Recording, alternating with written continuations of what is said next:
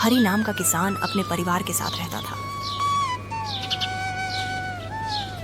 हरी अपने खेत में खेती करके अपने परिवार का पालन पोषण करता।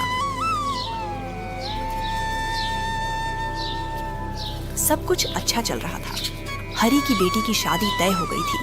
अरे सुरेश, सुनो, तुम्हारी माँ और मैं नैना की शादी का निमंत्रण तुम्हारे नानी के गांव जा रहे हैं। शाम तक लौट आएंगे। अरे पिताजी, आप क्यों जा रहे हैं? आप कहें तो मैं चला जाता हूँ।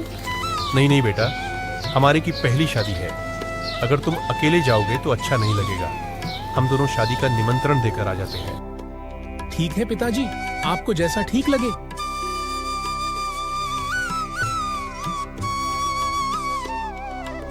और अंधेरा हो जाता है। दोनों भाई बहन अपने माँ बाप के आने की राह देख रहे थे।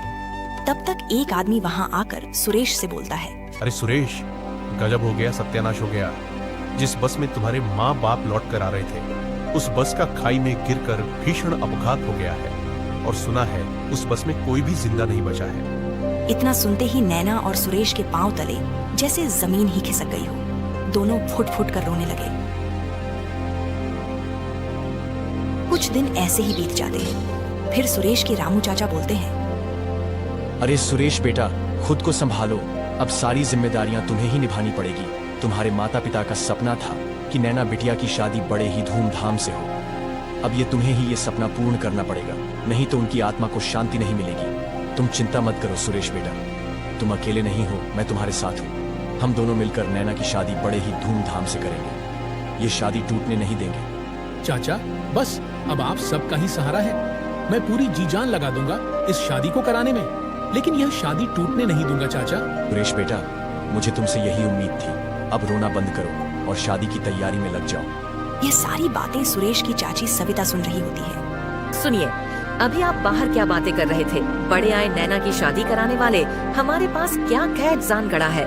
जो तुम शादी के लिए आगे आगे कर रहे हो, कोई जरूरत नहीं है ये सब करने की। सुरेश अपने आप सब देख लेगा।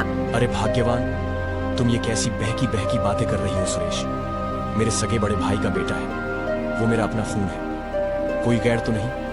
अगर हम उसकी मदद नहीं करेंगे तो कौन करेगा? अभी उसका बुरा वक्त चल रहा है। इस कठिन परिस्थिति में उसकी मदद हम नहीं करेंगे तो कौन करेगा भाग्यवान? मैं ये सब कुछ नहीं जानती हूँ। अगर आपने नैना की शादी में कोई भी हस्तक्षेप किया तो मैं मायके चली जाऊंगी और फिर कभी भी लौट कर नहीं आऊंगी। फिर करते रह जाना मदद सुरेश की। मैं कह दे रही हूँ आपसे, आपको जो करना है कीजिए, मैं कुछ नहीं कहूँगी। रामू कुछ देर तक सोचता है और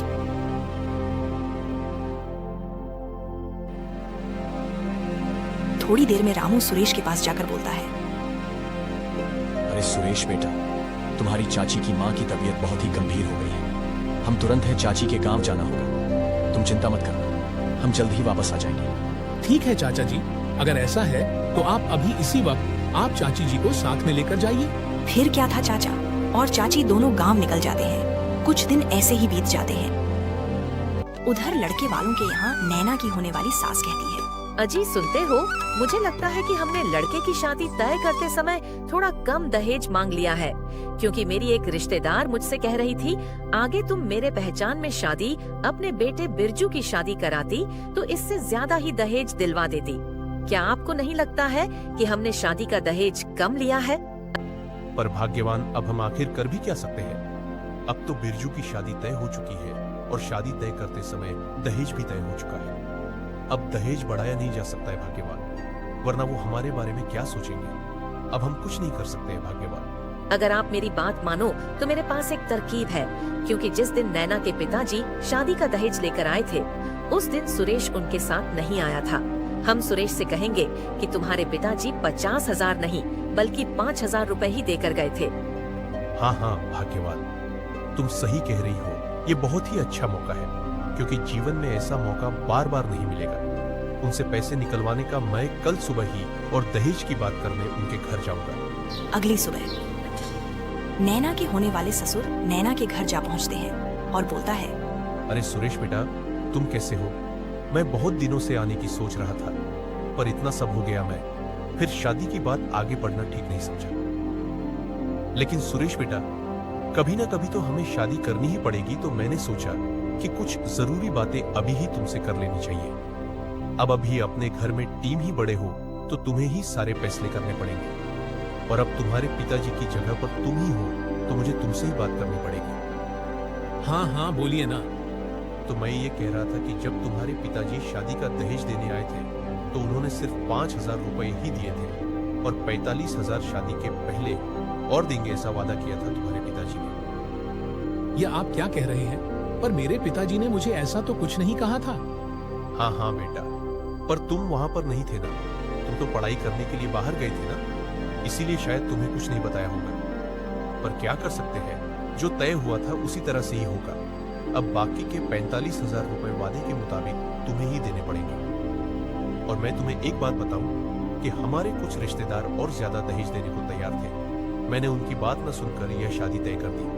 मैं आशा करता हूं कि तुम हमारा मान रखोगे। ठीक है, मैं कुछ न कुछ इंतजाम करके बाकी के 45,000 रुपए का इंतजाम करता हूँ। मुझे कुछ दिनों की मोहलत दे दीजिए।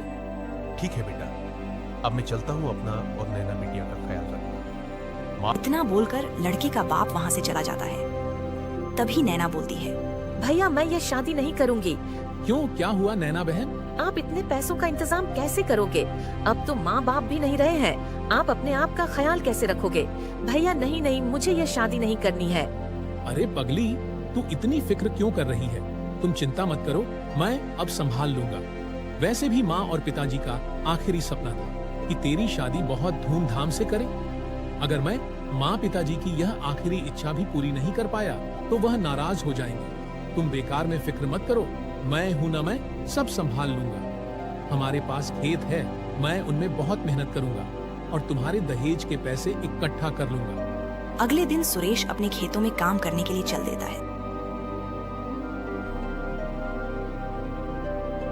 खेत में पहुंचकर खेत में काम शुरू ही करने जा रहा था कि तब तक धनीराम आ जाता है और बोलता है, तुम इस जमीन पर खेती नहीं कर सकते हो। क्या हुआ धनीराम जी? मैं इस जमीन पर खेती क्यों नहीं कर सकता? इसका क्या मतलब है? मैं ही मेरी जमीन पर खेती क्यों नहीं कर सकता? ये जमीन तुम्हारी नहीं है, ये जमीन अब मेरी है। ये आप कैसी बहकी बहकी बातें कर रहे हो? आप होश में तो हो? यह मेरी जमीन है। मैं तो पूरे होश में हूँ। लगता है तुम होश में नहीं हो। अपने माँ बाप को खोने की वजह से तुमने अपना पूरा होश खो दिया है। ये जमीन मेरी है। तुम मेरी ही जमीन पर खड़े होकर मुझसे ही बहस कर रहे हो। ये क्या बकवास कर रहे हो तुम? यह जमीन मेरी है। इस जमीन को तुम अपनी जमीन कैसे कह सकते हो?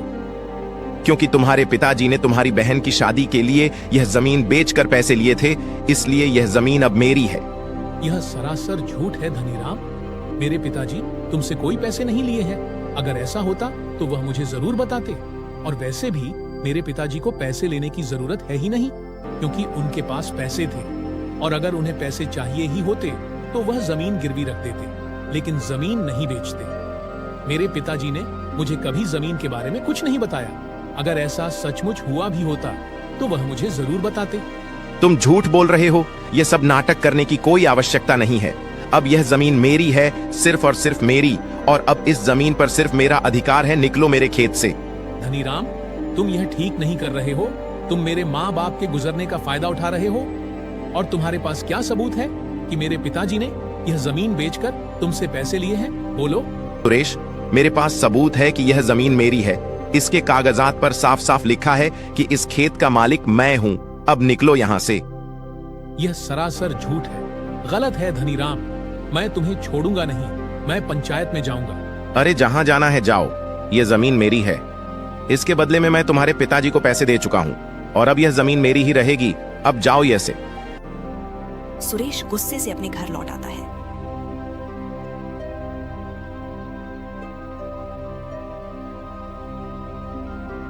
घर पहुंचते ही नैना पूछती है, अरे भैया आप इतनी जल्दी वापस आ गए और आप इतने गुस्से में क्यों लग रहे हो? नैना, हमारे माँ बाप के गुजरने का लोग फायदा उठा रहे हैं। वह सेठ धनीराम हमारी जमीन को अपनी जमीन बता रहा है, बल्कि पिताजी ने धनीराम को कोई जमीन नहीं बेची है। वह फिर भी कहता है कि पिताजी ने वह जमीन मुझे बेचकर पैसे ले लिए हैं। अगर ऐसा होता तो पिताजी सबसे पहले हमें जरूर बताते। यह सारा सब झूठ है। मैं इस बात को कभी भी नहीं मान सकता कि पिताजी जमीन बेच सकते हैं। और वह जमीन कितनी पुरानी और कितनी उपजाऊ है। पिताजी उस जमीन को कभी भी बेच नहीं सकते। वही तो हमारे जीने का एक सहारा है। भैया अब हम क्या करेंगे? अब कैसे उस जमीन को वापस लाएंगे? नैना, हमारे पास उस जमीन के कागजात जरूर होंगे ना? तुम जाओ और कागजात लेकर आओ। मैं अभी कागजात लेकर सरपंच जी के पास जाता हूँ। नैना तुरंत जमीन के कागजात ढूंढने लगती है, लेकिन कड़ी मशक्कत के बाद भी कुछ हाथ नहीं लगता है। भैया कागजात मिल नहीं रहे हैं। मैंने पूरे घर में कागजात ढूंढ लिए हैं। तुम यह क्या कह रही हो नैना? ऐसा कैसे हो सकता है? कागजात तो घर में ही थे, कहाँ जा सकते हैं? कहीं कागजात चोरी तो नहीं हो गए? पता नहीं भैया, लेकिन अब क्या होगा? अब हम बिना कागजात साबित कैसे करेंगे? तुम चिंता मत करो नैना, मैं सरपंच जी के पास जाऊंगा। भले ही कागजात नहीं है हमारे पास, लेकिन पूरा गांव जानता है कि वह जमीन हमारी है। फिर क्या था, सुरेश तुरंत सरपंच के पास चला जाता है और फिर इस बात को पंचायत में बिठाई जाती है। सरपंच जी, आप खामखा वक्त बयां कर रहे हैं। यह जमीन मेरी न कि सुरेश की, क्योंकि सुरेश की पिताजी ने नैना की शादी के लिए